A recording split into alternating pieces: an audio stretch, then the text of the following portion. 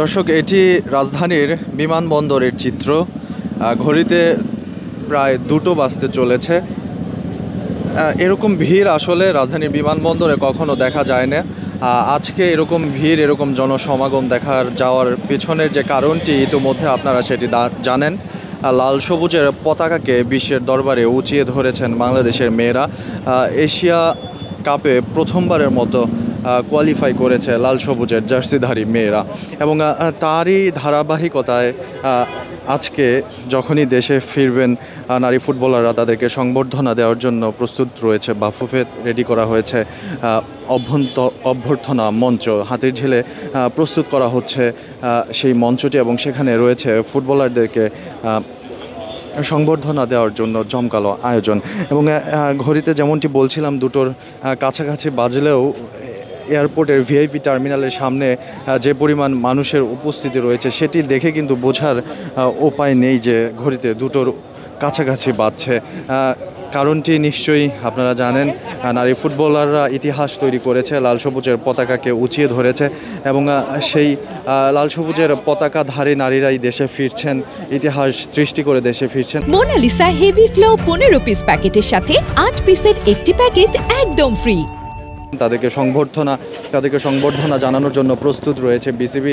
একই সাথে সাধারণ মানুষ, ফুটবল প্রেমীরা তারা এসেছেন তাদেরকে সংবর্ধনা জানাতে।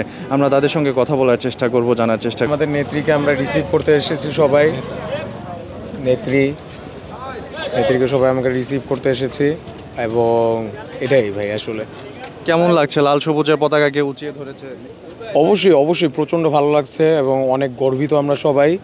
আমরা দীর্ঘ অনেক দিনের আন্দোলন এবং সব কিছুর পরে যে আমরা যে সফলতা এবং যে স্বাধীনতা পেয়েছি সেটা নিয়ে আমরা সবাই খুবই গর্বিত। আপনাদের কাছে জানতে চাইবো যে এত রাতে এয়ারপোর্টে কেন?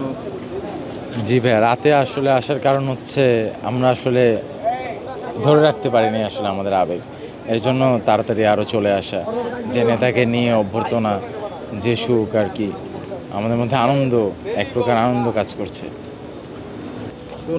জায়গা থেকে কেমন লাগছে, কেন এসেছে? আসলে এটা আমাদের জন্য, বাংলাদেশের ফুটবলের জন্য অনেক বড় অর্জন।